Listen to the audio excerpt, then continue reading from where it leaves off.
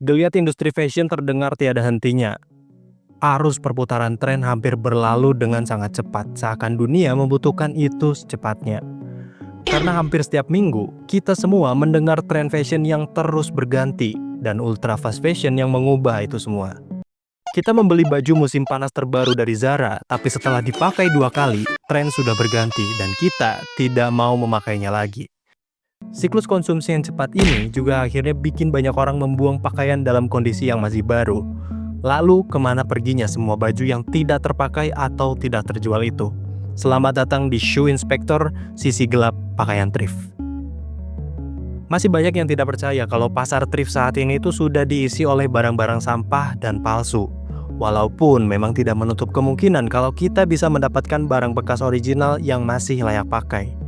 But here's the thing, kita harus tahu lebih dulu dari mana barang-barang tersebut.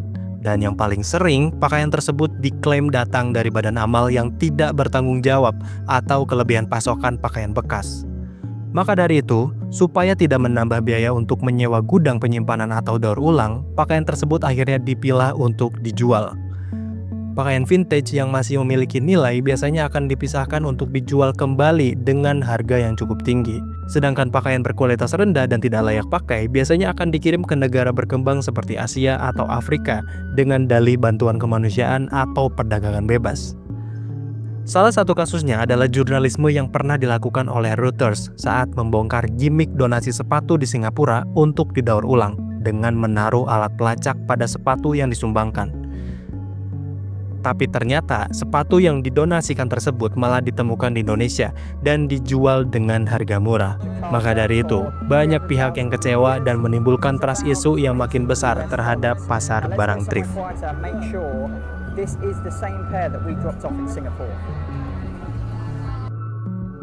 Selain itu, kita juga tidak bisa menutup mata terhadap pola konsumsi fashion di negara maju. Karena berdasarkan data, setidaknya 85% pakaian tekstil di Amerika Serikat ini berakhir di tempat pembuangan akhir dan setiap orang setidaknya menyumbang 7 kg sampah tekstil setiap tahun. Belum lagi ada 24 miliar pasang sepatu yang diproduksi setiap tahunnya di dunia. Dan setiap tahun juga ada 22 miliar pasang sepatu yang dibuang ke tempat sampah. Dan semua benda pakai itu dibuat dengan sumber daya yang tidak sedikit. Penggunaan air yang berlebihan, listrik untuk produksi, sampai bahan bakar untuk distribusi produk. Biaya untuk itu semua adalah pencemaran akibat limbah dan sampah tekstil berbahan dasar plastik yang tidak bisa terurai. Makanya banyak yang menilai thrift adalah cara baru untuk menjaga lingkungan akibat limbah pakaian. Dan semangat itu akhirnya dibumbui dengan peluang ekonomi. Hal tersebut yang akhirnya melahirkan tengkulak-tengkulak pakaian thrift karena melihat peluang bisnis dengan margin yang manis. Memang pasar ini cukup menstimulus ekonomi secara lokal, makanya tidak jarang kita melihat di media sosial orang-orang yang menawarkan paket peluang usaha untuk menarik peminat. Tapi seperti membeli kucing di dalam karung, mereka tidak tahu isi dari karung bal yang mereka beli. Karena setidaknya hanya sepertiga barang yang bisa dijual kembali, sedangkan sisanya diterima dengan kondisi tidak layak pakai. Sepatu juga masuk ke dalam dunia yang lebih abu-abu lagi, karena mereka berisi sepatu bekas yang sudah dicampur dengan sepatu palsu dari negara-negara seperti Cina, Vietnam, dan Thailand. Maka dari itu, meskipun menstimulus ekonomi secara cepat, ini menimbulkan dampak jangka panjang yang lebih mengkhawatirkan.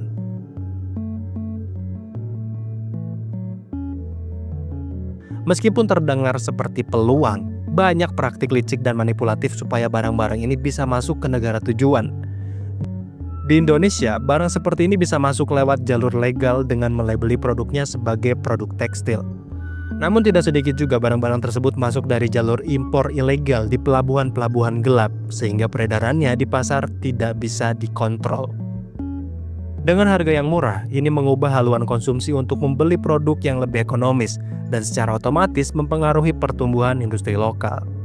Jika industri lokal tidak bisa mendapatkan margin keuntungan yang sudah ditargetkan, efisiensi harus dilakukan untuk mengurangi kos perusahaan yang akhirnya melahirkan pengangguran baru.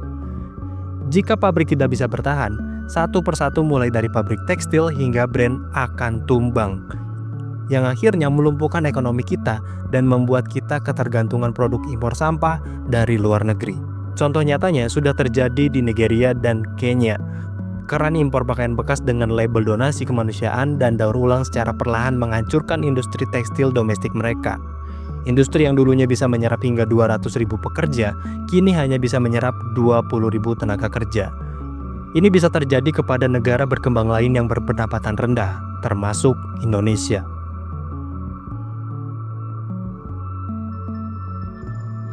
Layaknya pedang bermata dua, thrift memang bisa jadi solusi alternatif bagi masyarakat berpendapatan rendah yang tidak menjadikan pakaian sebagai kebutuhan primernya. Selain itu, thrift juga sudah menjadi mata pencaharian bagi ratusan ribu orang dan melahirkan peluang-peluang ekonomi baru. Tapi di sisi lain, selain mengusik tatanan industri lokal, banyak harga yang harus dibayar, mulai dari lingkungan, sosial, bahkan ekonomi bagi banyak orang. Terdengar berlebihan, tapi pencemaran itu sendiri mungkin sudah terjadi di sekitar kita.